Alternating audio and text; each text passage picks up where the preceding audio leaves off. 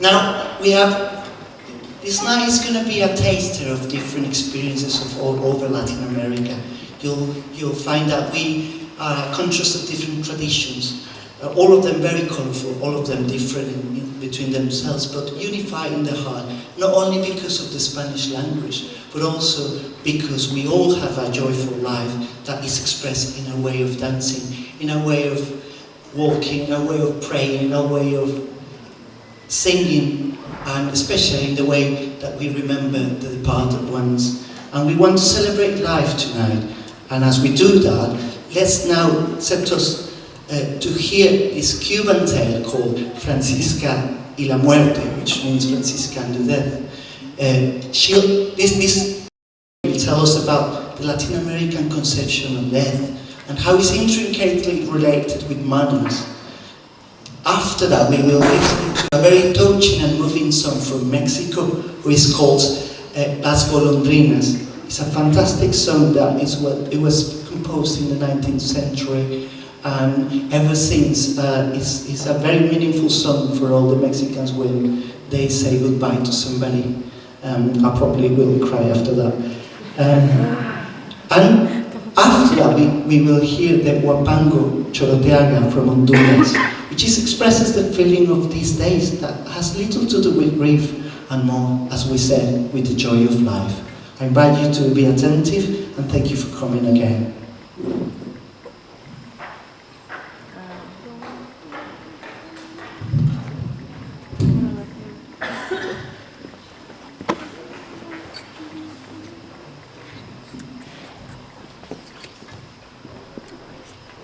This is a story about death.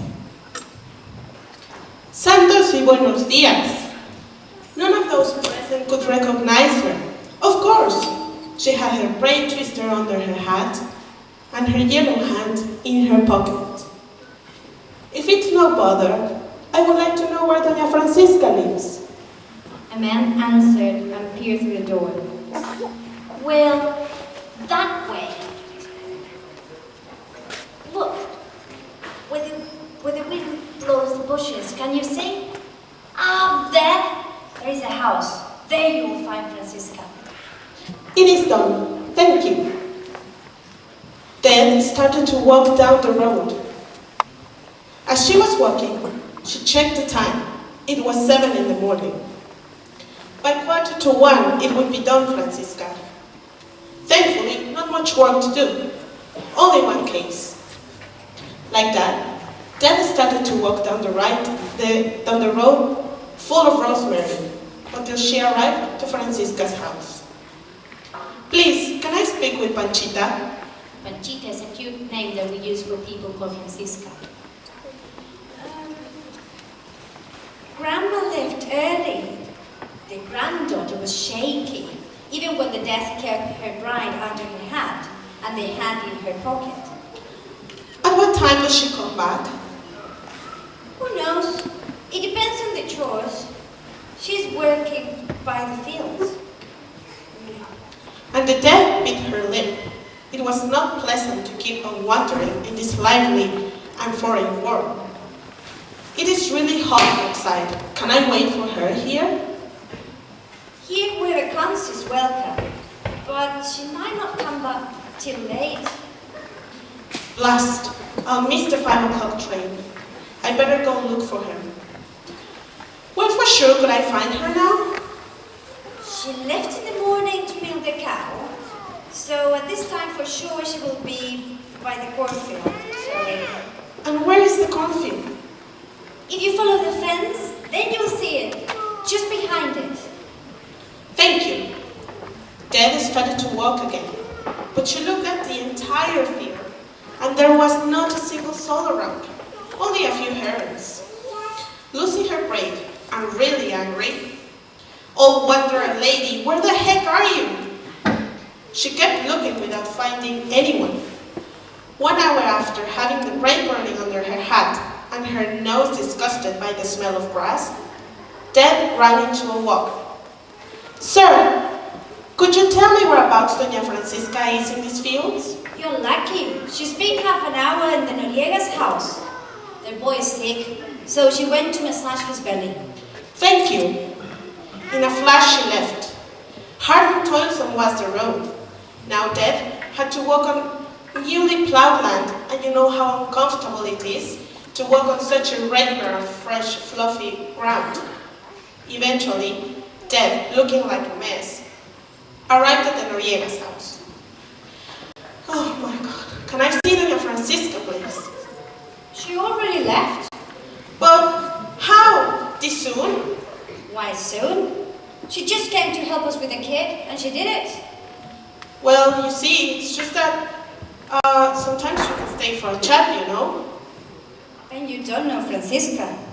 I know what she looks like. So, what does she look like? Well, with wrinkles, she's 60 already. Yeah, and what else? She's got gray hair, almost no teeth of her own, and her nose is like Like what? pointy. Is that it? Well, apart from her name and surname. But you haven't said anything about her eyes. Cloudy eyes she should have. After all, she's old. No, you don't know her. Everything you have said is okay, but she's younger in her look. That one you're looking for is not Francisca. And then went down to the road again. She was furious without worrying too much about her hand and her braid, which was coming out from her hat. She walked and walked. At the Gonzales, they said that Francisca was just a stone's throw from there, cutting the grass for her grandchildren's cow. But then only saw the freshly cut grass and no signs of Francisca, not even a trace of her. Then Deb, who already had her feet swollen inside her boots full of mud and her black shirt soaked in sweat, took out her watch and checked the time. My gosh, it's 4:30. I'm gonna miss my train. In the meantime, 2 kilometers from there, Francisca was taking out that wheat from the school garden. An old acquaintance rode down there, and smiling in a friendly way, he said, "Francisca, when are you gonna die?" Never. There is always something to do.